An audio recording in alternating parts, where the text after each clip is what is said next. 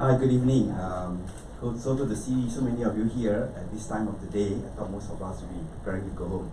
Anyway, so good to be here to share with you what we do briefly. My name is Lim Hock Chuan. I'm the CEO of Temasek Foundation. We call it Ecosperity. Now, Ecosperity is not yet an English word. It comprises of two words, ecology and prosperity. So what we are saying is that even businesses who do their business without damaging the ecology can still be prosperous. You can do well and do good at the same time. And what we do is, so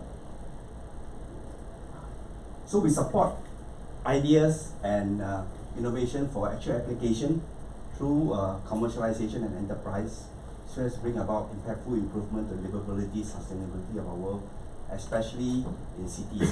What it means is that the Temasek Foundation Ecosperity funds translational research. We don't fund upstream research because we have a lot of people who are doing that, A-STAR, your NRF, the university itself, and so on. So we fund translational research. By that we mean when you come to us, you should be in a position where nobody is giving you any more research grant. That means all the research that you need, you've done, and now you're ready to produce. So our sole aim is to help innovator and researcher take their research from the lab into the community, into the commercial space, and produce a commercial prototype. And then after that, commercialize the product. And hopefully this product will then benefit the community and make Singapore more livable, and at the same time make Singapore more sustainable. So projects that come to us are typically at technology readiness level 6 or pre-seed stage. Okay. I said all that. So it's at a proof of value. So we will fund out this project, and we do it two ways. One, we have 2 grant calls a year.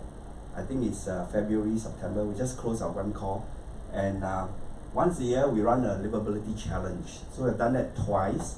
The last one we did it, we have 300 applications, 51 countries, and we the difference between the grant call and the challenge is that in the challenge we specify a theme. So we say we want something on circular economy, or next year it may be on sustainable packaging or food nutrition. So we invite application in those areas. Whereas in the grant call is we don't specify a theme. Any project that's in the space of SDG or climate change goal, you're welcome to apply to us. So it could include water, air, energy security, food security, waste management, biodiversity, and so on. So we have funded projects in those areas. The livability challenge comes with a prize of $1 million. So we've given out 2 prizes so far, and I will share with you a little bit more about the winner. Okay, so these are the areas that will be covered under our normal grant call: air, biodiversity, chemical safety, energy, food, infectious disease management, land, noise, waste management, water, weather and climate. And I think starting next year we'll move into public health, basically looking for solutions that will address public health issues that can benefit a big group of people. Not a special little research on cancer, but problem that are experienced by a lot of people. So for example, is there a better way to produce denture for the elderly so that they don't have to go to the hospital many times and they pay a fraction of the cost, and so that with the dentures they can eat well and have more nutrition and live a bit more healthy life. So it's public health in that respect. Okay. In our role, we do 3 things. First, we are a grant maker.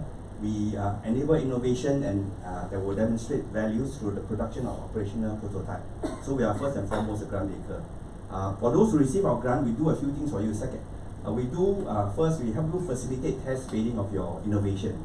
So if you have some idea, and so for example, we have a professor who say, I have this special fan. This is from NTU already.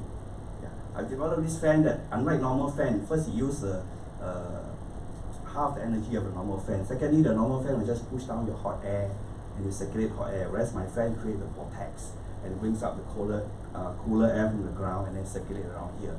But we say, okay, we'll fund you. You build for me 10 sets and we'll test it. And it's okay, let's put it to the test in the hawker center. Then we help them negotiate with NEA to say, can you let us do this in this hawker center? We put up our fan along this row of stores, and then we'll measure the temperature and we ask hawker for feedback and so on and so forth. So we help you find test bed. Secondly, we help you overcome regulatory hurdles. We help you negotiate with regulators. So we funded a project on fuel cell, hydrogen fuel cell, for example, and we'll talk to SCDF to say, can you certify that this is safe to be put under the basement on the ground floor of HDB block? So we do that for you. And thirdly, when you have finished producing your prototype, along the way, we'll help you connect with VCs and investors, either investors from Temasek or just from the VC community. So we have helped startups who have came to us, funded by us, and then for the next 1 year, they have raised 35 million, and they are on to full commercialization of their product. Okay. Another one has raised 10 million, and as a young boy has raised a couple of millions. And so we just introduce them to VCs that we know in our network, in our community. And the whole idea here, like I say, is to bring research into commercialization, so that you don't just do research and publish papers. You do research and produce something that will benefit the community. Okay. We've been around only for 3 years, and we funded about 26 projects, $30 million. Okay. So these are some of the things that funded. This one's a face mask for children between 3 to 6, just launched.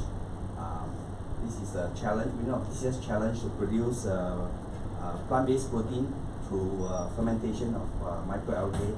This is a young boys project to detect waste food, and we'll talk about some of them. Okay.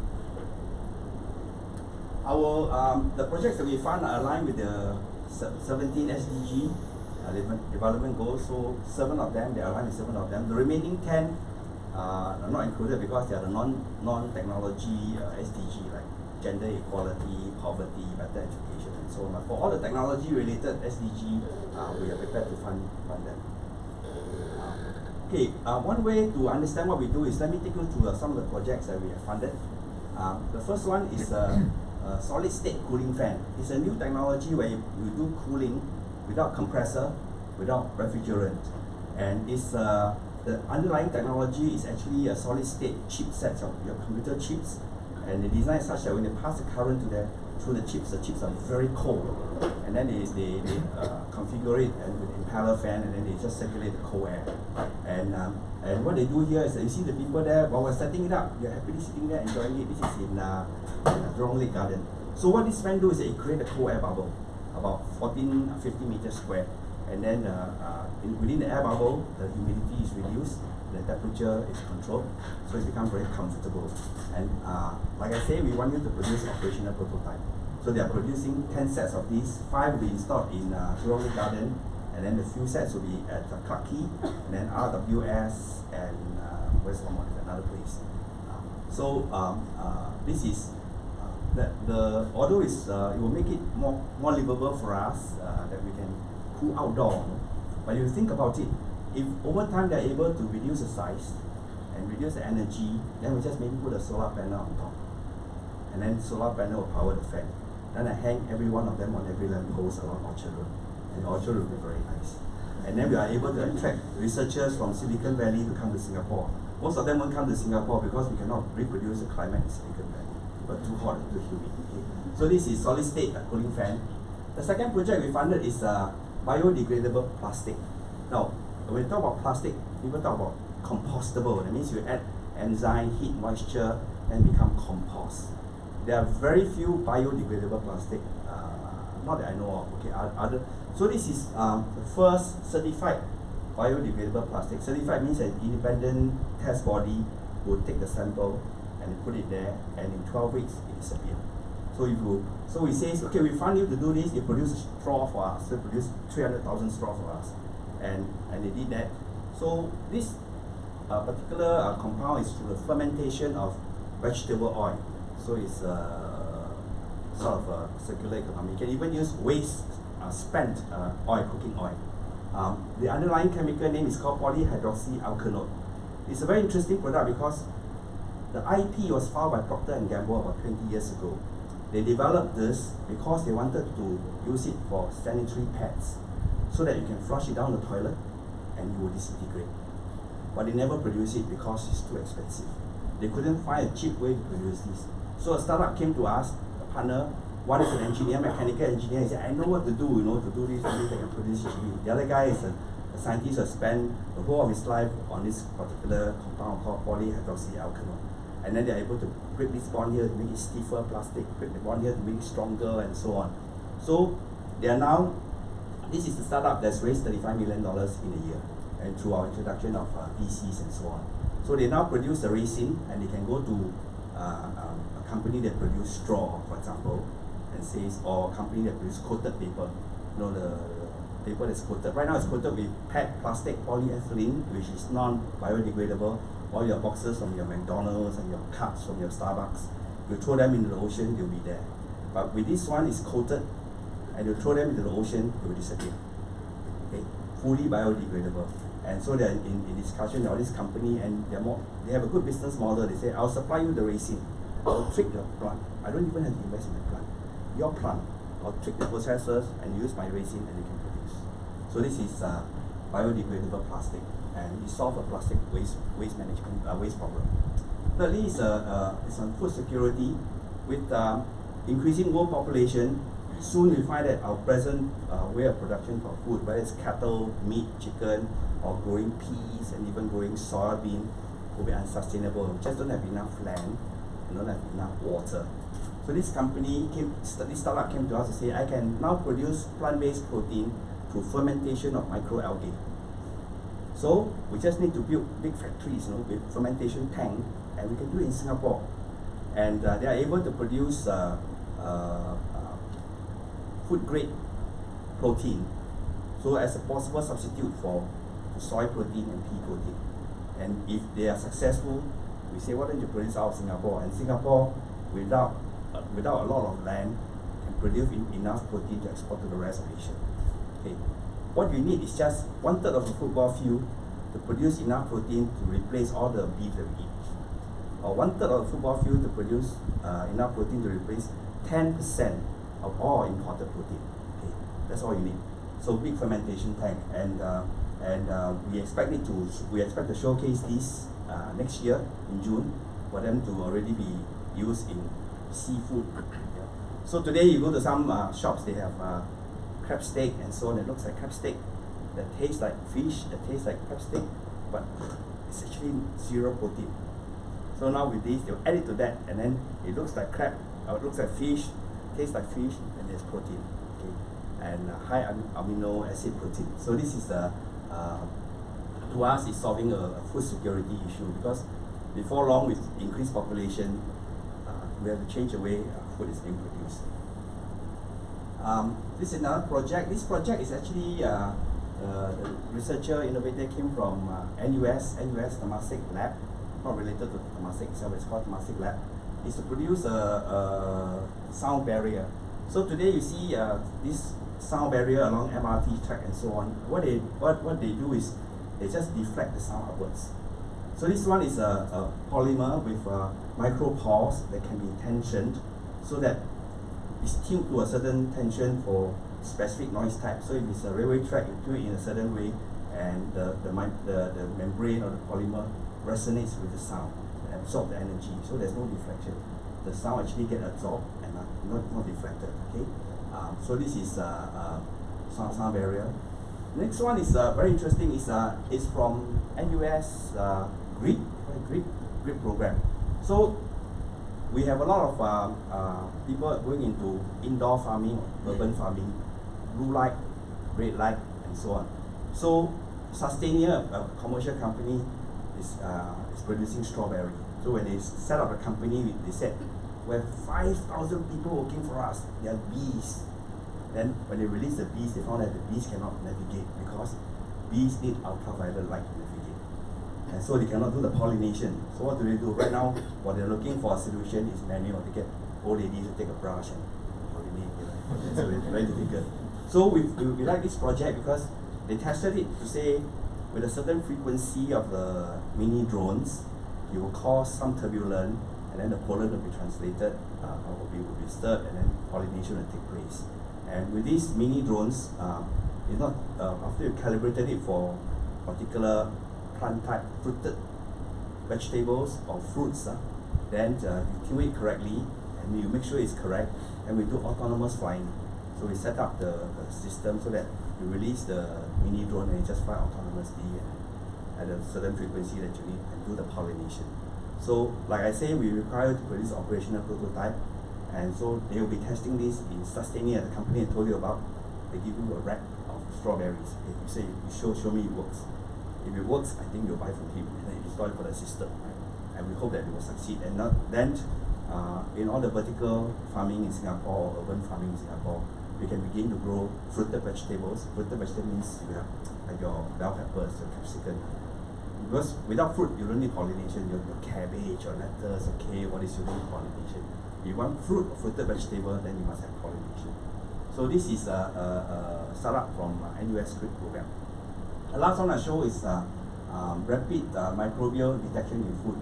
So with all the recent cases of food poisoning, this startup came to us and says, I have a very quick way to detect whether the food is contaminated, and they're able to do this very quickly, like 15 minutes compared to 4-5 days, and they can test for start 6 pathogen going up to 17 at one go. So they basically squeeze some liquid juice from the food onto a dish and get it coated, then they view through a fluorescent microscope, and they are able to do it SFA called golden standard. That means a colony of bacteria within 1 cc of sample.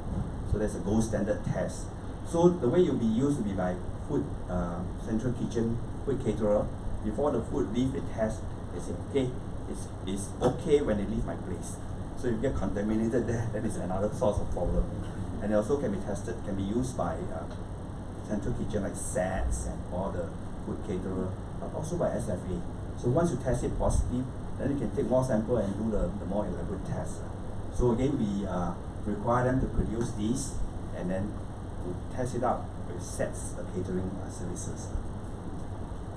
Okay, so that's a rough idea of what we do, and I'm very happy to receive any application from you. If you have research that are at technology readiness level 6, ready to produce an operational prototype in the space of sustainability or climate change issues. Thank you very much.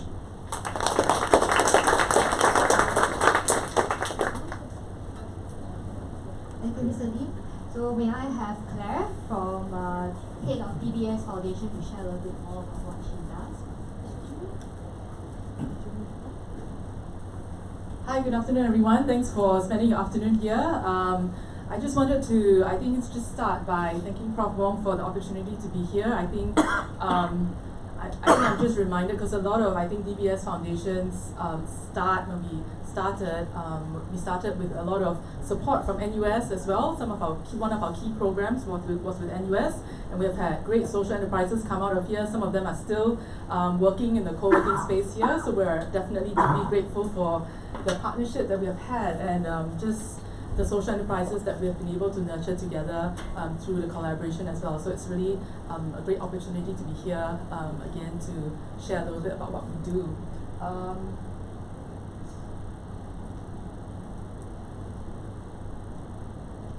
Okay, how many of you know about Dbs Foundation? I'm sure everyone knows DBS, right? I assume if you're Singaporean, you would have a DBS bank account, but how many of you know the existence of Dbs Foundation? Okay, like half the room. Okay, that's not bad. Okay, so Dbs Foundation was actually started 5 years ago, and it was quite interesting because I think 5 years ago, one of our board members, who at the time was heading our SME banking business, I think he started to see the emergence of small enterprises in Singapore that were were started with a mission to solve a social problem. So I think they started to see, oh, okay, now how can we support some of these types of enterprises? They don't really fit our traditional SME profile, but it seems like something that we want to be able to support. So I think they started actually, or the bank started to provide some support to such startups and so on, even before the foundation was started. So then in 2014, the bank, through some investments, had a sum of money, and the bank decided, okay, we want to we want to do good. So what should we do? What should we focus on? Should we focus on certain causes like children, education, or what should we do that in a way has the most synergies with what we do as a business. So I think it then kind of dovetailed. We thought, okay, if we know how to build SMEs, through our SME banking business, could we start to think about maybe supporting something called social enterprises, which at the time was relatively new, 5 years ago. So that was kind of how the idea kind of started, and it helped that I think through our SME team, informally they had already started supporting social enterprises, and actually the social enterprise banking package that we have was actually started in 2008, even before the foundation was started. So it was with that in mind, and that's why when the bank decided, okay, in 2014, what should we focus on? We decided to champion just one main thing, which is really social entrepreneurship. And we do this across all our core markets, which is Singapore, Hong Kong, China, India, Indonesia, and what am I missing? Taiwan, that's right, yeah. So, because these are the places where we do have a core banking presence, so we're able to support entrepreneurs there a little bit better. So what do we do exactly? So I think we, like any good corporate, right, we have a three-pronged strategy. Advocate, nurture, integrate. So the first pillar, which is advocacy, because I think we see a lot of needs in terms of just, as a corporate ourselves, like really helping us all as corporates think about how we can integrate social impact in business. And the heart of a social enterprise is about creating a business built around a social mission, right? Trying to solve a social problem. But we also believe that just any corporate, should think about how we can create an impact and also be profitable at the same time. So our advocacy efforts help us to do that and help us to spread the message as well. So we do this through, tertiary institutions. We've had the DBS NUS Social Venture Challenge for the last 5 years, reaching out to tertiary students. We do that through our SME banking business, reaching out to SME clients, as well as even our private wealth clients as well. So it's really broad-based advocacy in terms of thinking about how businesses of the future should look like. The second pillar is nurture. That's where we really focus on providing grants to social enterprises, building them up with business skills, really leveraging, in a way, the skills and expertise of the bank to help startups to succeed. That's the second pillar. The third pillar is integrate. So then, as a corporate, how can we integrate the social enterprises into our business? So like, procurement and events, our platforms, our training courses that we have. How can we allow social enterprises to also benefit from those things? So that's kind of what we try to do.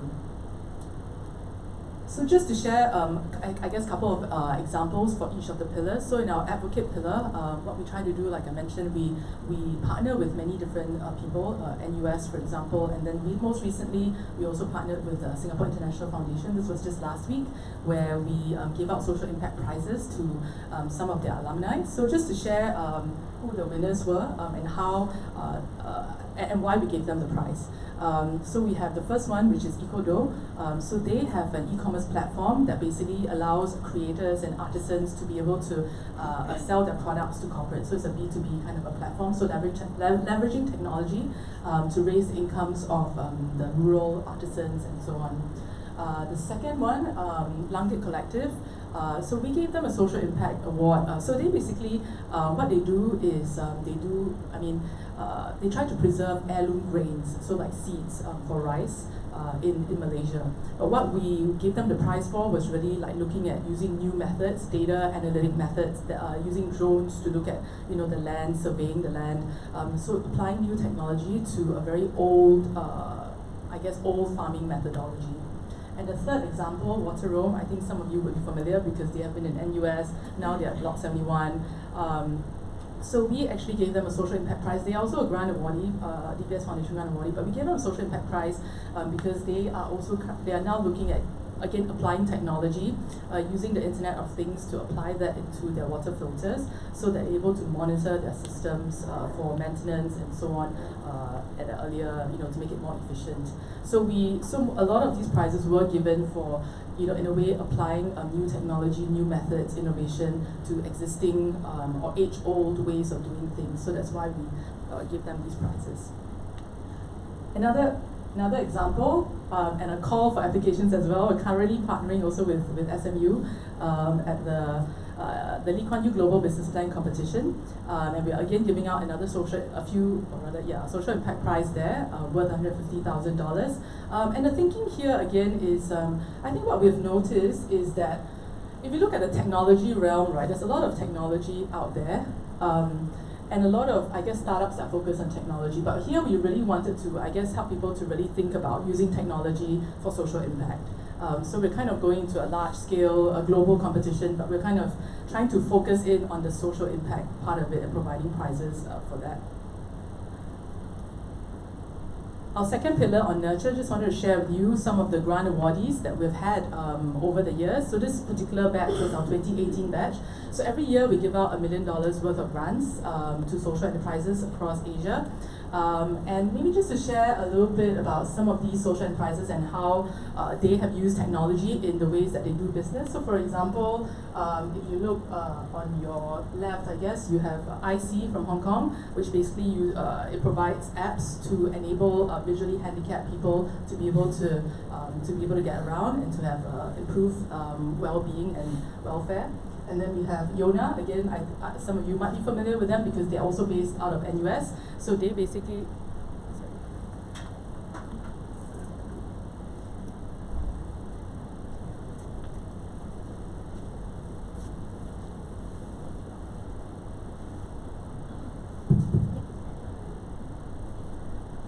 yeah, so just really looking at how technology can really enable many different things. So Yona, for example, they use technology.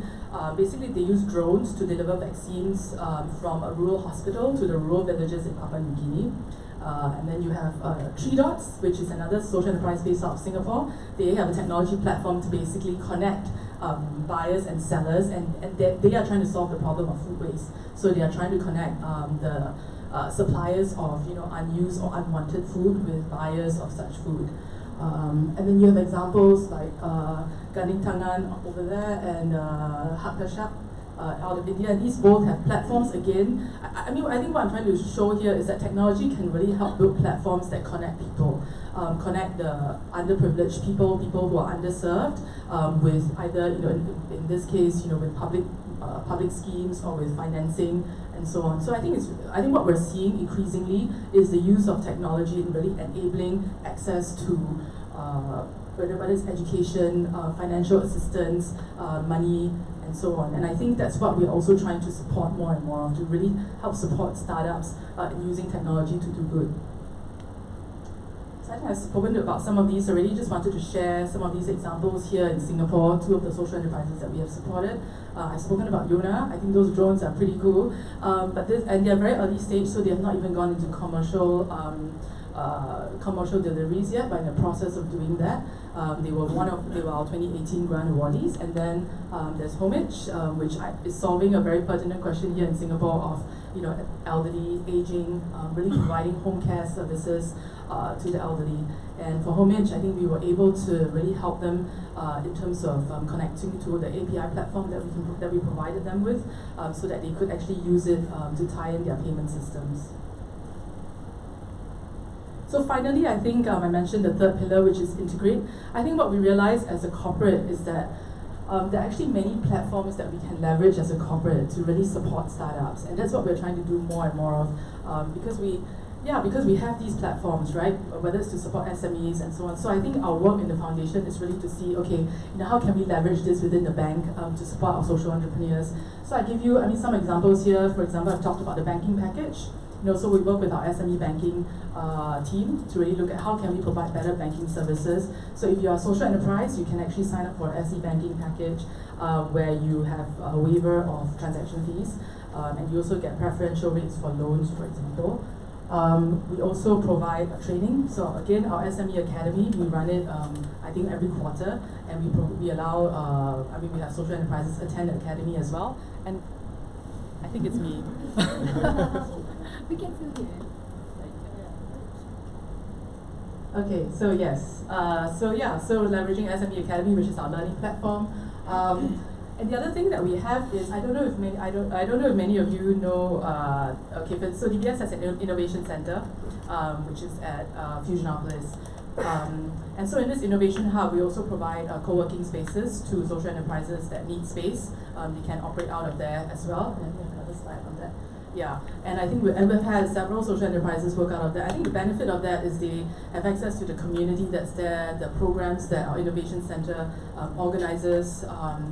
Yeah, so whether it's just infrastructure or the community, we provide them access to that.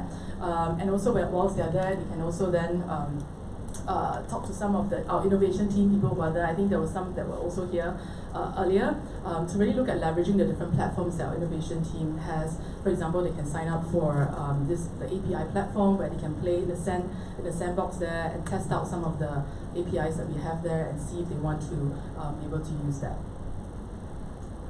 Yeah, and I think with that, I just wanted to close by saying that we look forward to partnering with those of you here who might have an idea that you are looking at doing or creating a business, creating a startup. We're always open to collaborating with different parts of the ecosystem, and together we can create more impact. So thank you very much.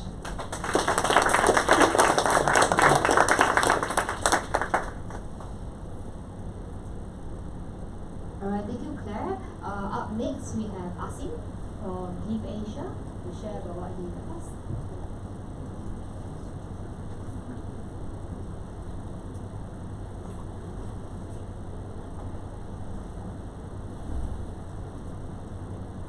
Hi everyone, my name is Asim. I'm the co-founder and the CEO of Give.Asia.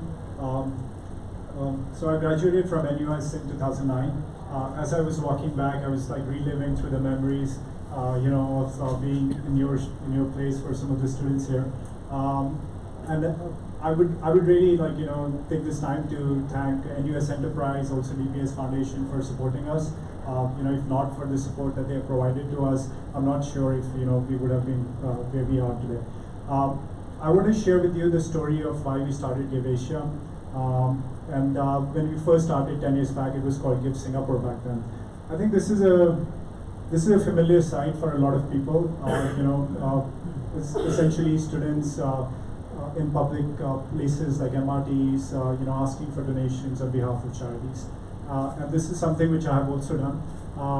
But I'll be honest, I did not really enjoy it as much because a lot of times I realized there's not enough leverage, right? I spent the whole day just trying to put the best best smile I could possibly come up with, and at the end of the day only raised maybe $30-40. And I felt it wasn't an experience that I wanted to come back again to. And I talked to a lot of students as well, and I thought to myself, this is the first experience which a lot of students were having with their volunteering. And it didn't seem right, are we really inspiring people to, come back to volunteer, come back to help people if this is the first experience they have giving back? And then there was another experience which, I had. This was when I was part of NUS Overseas College Program. I was working at a biomedical device startup. I was an intern there, and I really liked the culture there. It was work hard, play hard kind of culture.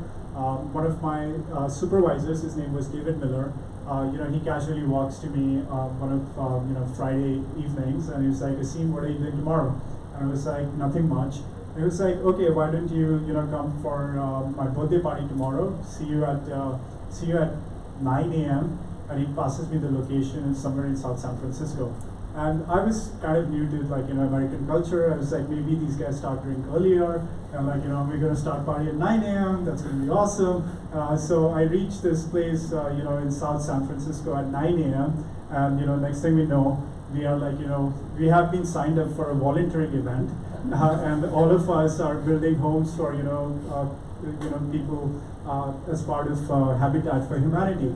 And we are building this house with people who are going to be staying in these apartments that we're building. We are standing on a roof, and that experience really made me realize I didn't really enjoy being there in the early morning, but after the whole event ended, I felt really great. I felt I was with my friends, I was with my colleagues, and we had a good time. And we were also able to meet some of the beneficiaries and see how much they appreciated the help that we had provided, and also they were part of the volunteering experience as well. And that made me really think, as you can see in the text, how can we inspire and empower more people to do good and like, kind of feel that joy of giving.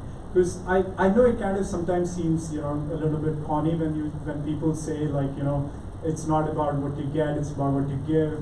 There's Tony Robbins who has this saying called "The secret of living is giving," and a lot of people are like, really, man, like, is that really true? We live in the world which is like, quite materialistic, and sometimes you feel like, I think these guys are just like joking. A billionaire can say that, like, the secret to living is giving, but like, you have no right to say unless you're a billionaire or at least a millionaire, right? And then what we did was like, we kind of started this platform, and the whole idea behind this platform of Give Singapore was that you don't have to be you don't have to be super rich, and you don't have to wait until you kind of are towards later in your life to start giving. You can do it whenever you want to with whatever needs you have. And in fact, we have found it like it's a lifestyle. Giving is a lifestyle. You can start anytime, and over time, it kind of increases as you have more resources, and it also brings a lot of happiness. So we started Give Singapore, which is now Give.Asia, and I will share more. But just to share with you, this is a fascinating insight, or like, how much time does technologies generally take to reach 50 million users, right? And when you look at it, you look at airlines took 68 years. Credit cards took 28 years, computers took 14 years, Facebook took 3 years, WeChat took 1 year, Pokemon Go took 19 days, right? So the world which we are living in, technology is becoming so important that any organization or individual which is like, not kind of, keeping track of things, there is a risk of like, being obsolete. So what I realized, when we were working with some of the charities, because I was interested in volunteering with some organization while I was still studying, I realized there was a lack of sophistication, there was a lack of resources, there was a lack of like understanding of technology. And in front of our eyes, we saw a lot of like technology companies essentially taking charities for a ride. You guys probably also know that there are a lot of third-party fundraisers. A lot of fundraisers you see on the street, are taking as much as 25% of the donations that they collect on behalf of the charities, and that to us was something that had to be changed. That was the genesis for the idea behind Give.Asia. We wanted to make a platform which is completely free to use for charities, which has the best-in-class technology for charities to engage their donors, engage their fundraisers, do better marketing. Because it really bugs me when I see that toothpaste is peddled and sold with far greater sophistication than life-saving causes, right? Like there is something wrong with that. Like we have to change that. How do we give more sophisticated technology and marketing and advertising to people who are doing work which is around life-saving causes? So thanks to the NUS award, we got some award in the early days. Started at Singapore Social Enterprise Challenge. It was like one of the awards that kind of set us on this path of like building Give.Asia, and then we got some. We have honestly like got grants and awards from every possible university in Singapore, even in Hong Kong, from every possible like foundations, because when we first started in 2009, social enterprise wasn't really a sexy term. A lot of people didn't even understand what it really was. I remember, we were at one of the competitions, and like we were to pitch for our final prize, and there was an argument between the judges, like what is the definition of social enterprises? And we're like, hello, the time is running, let us be. We didn't win that, This is our core belief. Like our core belief is it doesn't take a big organization, it doesn't take a big government. Sometimes it's a small group of committed citizens who change the world. And so what we are trying to do at Give.Asia is we're trying to build the tools which will inspire and empower small group of individuals to make a change. And that really is the mission that we have of building those tools for them. So the idea is pretty simple, like pretty straightforward. You have a champion who goes to our website, creates a campaign around a cause they care about a charity they care about. They rally their social network and they're able to raise funds. This is essentially what's called peer-to-peer fundraising, and this is something which has been quite effective in raising funds for charities, but now also for individuals in need, because we also raise funds for individuals in need through our platform. I'm not just gonna. I'm quickly gonna go through this, but essentially the benefit of peer-to-peer fundraising is really that it's more personal. You can reach many people. It's inexpensive. It's driven by supporters. Just to give you an example, so we have a case of these two kids, Daniel and Ethan. Both actually are on the autism spectrum, but their family year after year, takes part in races and raise funds for autism-related charities. So in 2011, first year when they started, they raised $2,500 for Autism Association Society. In 2012, that amount raised to $7,700 for Autism Resource Center, and in 2015 it was $15,000. We lost the slides.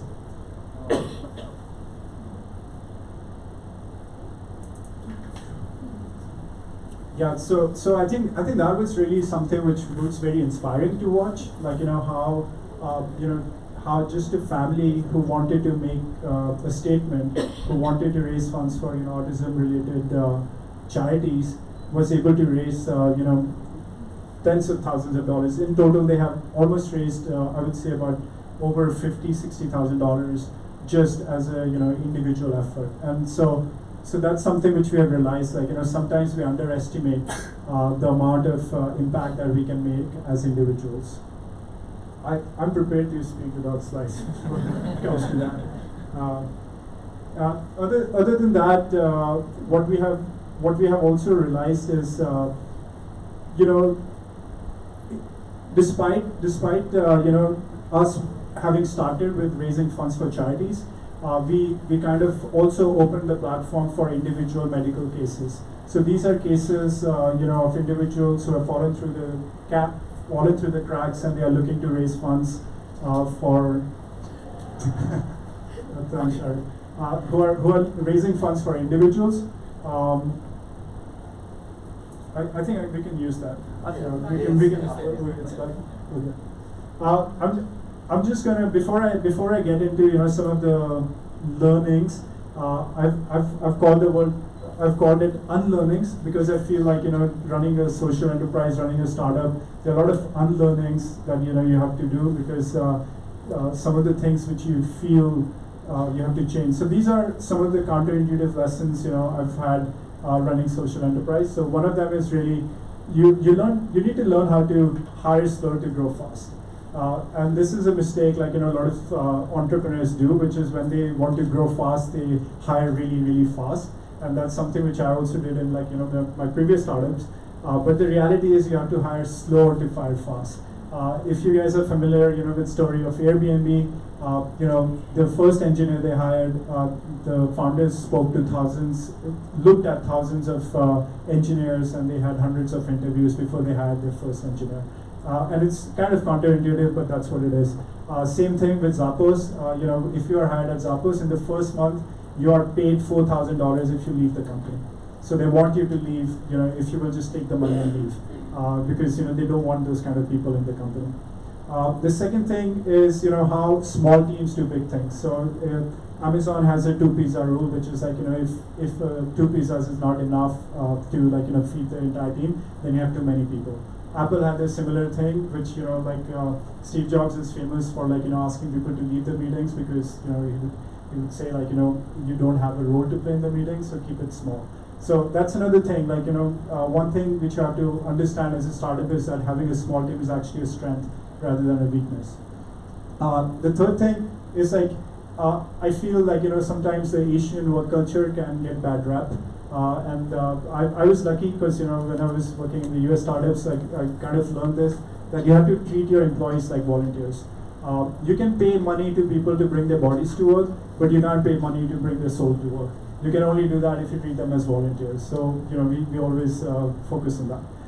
The other thing I would mention is having ELO communication. So there are NBA teams which are very successful. They always talk about ELO, which is early, loud, and often. So again, same thing, right? You might think that communication is something which takes a lot of resources, but you have to be repeating often the same things again and again. You can't assume that you say it once, everyone in the team understands, and everyone in the team is on the same page. You got to do it early, loud, and often. The other thing is, we are all familiar, or we have heard about, culture eats strategy for breakfast. That's something which took me a long time to understand. I always thought you have the right strategy, you have the right tactics, what can go wrong. But you understand, the culture building actually starts, from day one. You have to really put in the time to kind of thinking out loud. But when you think about what kind of culture you want to build for us, it's a lot about curiosity. It's about being childlike. You guys might have heard about this, famous experiment. So they basically get high-performing CEOs, from top startups and top companies. They made them into a team, and they got these kids, who are from kindergarten. They got them in their team. They gave them the same challenge. They basically gave them, a bunch of spaghettis and these marshmallows and these things, and they said, okay, you guys have 10 minutes. Let's see who can make a higher structure. And almost always the kids beat the high executives, right? Almost every time that happened. And the reason is because for children, there's very little ego. There's a lot more experimentation. There's a lot more risk taking, and there's a lot more simplicity. Adults for some reason tend to complicate things. And I know some of you are thinking about it, let me Google this. This guy is just making this up. But I can prove it to you. So I'll end it on this riddle, right? So I'm going to ask you a riddle. Let's see how many of you get it, right? And the kids always get it. So, let's see if you guys get it. So my question is, what can you use to brush your teeth with, to sit on, and to hang your clothes with? I will repeat it. What can you use to brush your teeth with, to sit on, and to hang your clothes with? If you have heard this, if you have heard me ask this before, then you're out of it. But, anyone wants to take a guess? Say it. Just say it. Finger? No, not really. Yeah. Say it. String? Close, but not really. Anyone else? So I literally, say it? Rope? Not really. So I actually did this. So I was at Plaza Singapore. I actually just went to this kid. It was kid maybe 6, 7 years old. And I was like, hey man, I have a question for you. And he was like, sure, what is it? And I was like, what can you use to brush your teeth with, to sit on, and to hang your clothes with? And he looks at me like I'm some kind of weird bozo. And he goes toothbrush, chair, and hanger. And then I was like, thanks, man.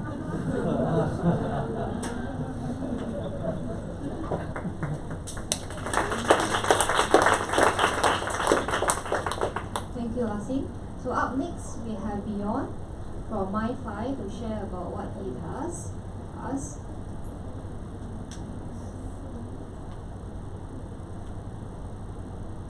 Thank you everyone for offering your evening to come here. My name is Beyond, and I'm here to actually talk about my personal story. I often over here. I often do all these talks, and what I do is that I take myself out of the deck of my presentation. And a lot of people have actually told me before that I think you should share a story. Nobody's interested in your tech. Nobody's interested in what you do. So I've taken their advice, and half of this will be about story. My personal story about why I started working on this particular enterprise. So I think the whole journey started in 2011. I was actually based in Silicon Valley back then on one of my startups.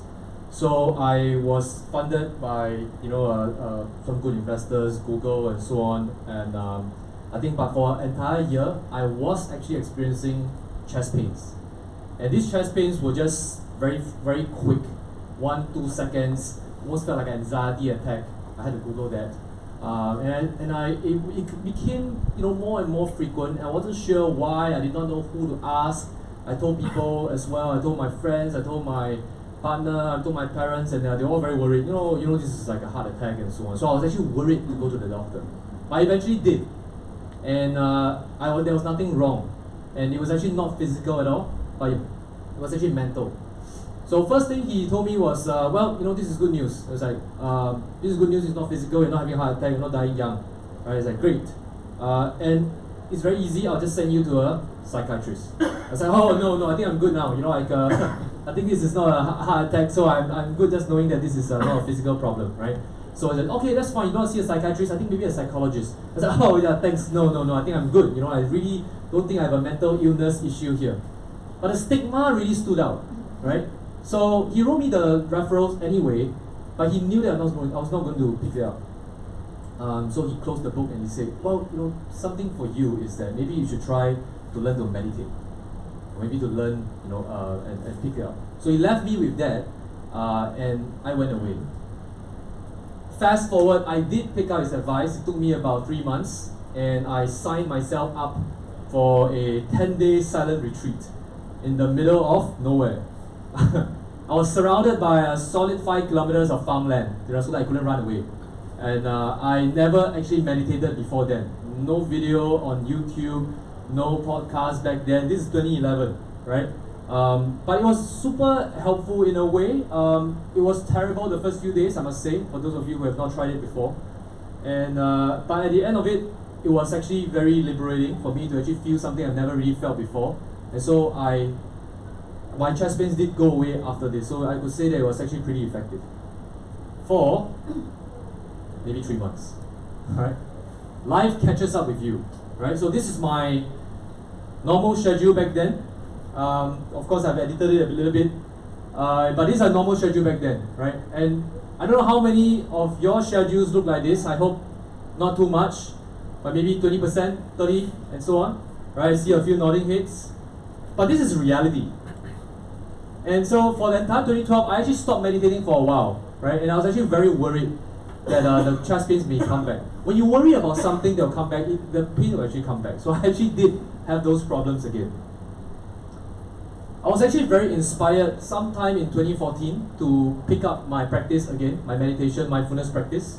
And back then I was, one of my friends, Chet Meng, was working in Google. And so I met him during my time in Silicon Valley. And so he actually started writing this book. And I picked up some easy, simple ways to practice mindfulness in my own life, right? So it should be as simple as maybe playing Candy Crush, right? It's so quick. So the reason why I put in Candy Crush over here is that when you think about meditation or mindfulness, you think about sitting down, finding a quiet place, keeping your back straight, and there's a bunch of rules involved. But it doesn't need to be so complicated, right? Because in his book, he taught one very simple trick, which I've continued doing since then, right? So I've been 5 years on, I still do that at least. And I would say is the level 1 of mindfulness. Level 1, which is gamifying mindfulness in a certain way. It's just watching one breath. Your inhale and your exhale, just one, every night before you sleep. And then in his book, literally, these are his lines. You are a meditator now. I was thinking, wow, this is a bit too easy. Right, but I tried that, and surprisingly, it was so easy that this level 1 gave me the confidence to try more. Because 1, come on, 1 is too easy. I can do 3, 5, 10. Gradually, you find yourself bringing that aspect more and more to the rest of your life. But still, I think what I understood then was that mindfulness could be easy and practical, right? It was so simple as taking one breath before you sleep. But 2014 is when the smartphone revolution also really kicked into high gear, right? How many times do you think you open your phone every day? You unlock your phone? 100, right? So it's if it's 100, it means that you actually pretty much, your attention span, you're distracted maybe about every 6 to 7 minutes, right? So what I appreciated in 2014 then was that I realized that if I wanted mental wellness, if I wanted to actually have mental well-being to be sustainable in my life, I needed it not just to be simple and practical like the previous one, as one breath, but I think it needed to be digitized as well. And it took me, in 2016, when I actually had a career burnout, I was waking up 3, 4 a.m., 4 days per week, handling phone calls and Skype conversations with colleagues in the US, Australia. I was covering about 16 hours out of 24, and I was really burnt out. Right? I realized that I think you could have a habit, but if it's not integrated with what we do all the time when you're doing our awake hours, it's not sustainable. So I started to fuse mental well-being, right, analog habit together with technology. And so I realized I was not alone, right? This is actually very recent. The World Health Organization has been studying chronic stress in the workplace for years. And earlier this year, they classified burnout, aka chronic stress, on the ICD-11, which is a directory for occupational syndromes, right? The next stage will be calling it a disease. They are not ready to call it that yet, but it's an occupational syndrome. And so I experienced it back in 2016, right? And I decided that I wanted to, during that time, I spent an entire year of sabbatical after my burnout, thinking about what I want to do, right, for the next stage of my career. I've worked in multiple places. I spent about 15 years in the technology industry, and I discovered that I think this mental well-being was something that's accompanied me for about 6 to 7 years. One of my personal passions.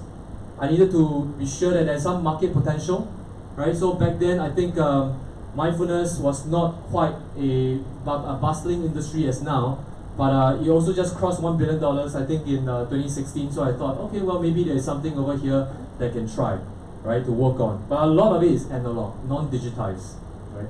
But I also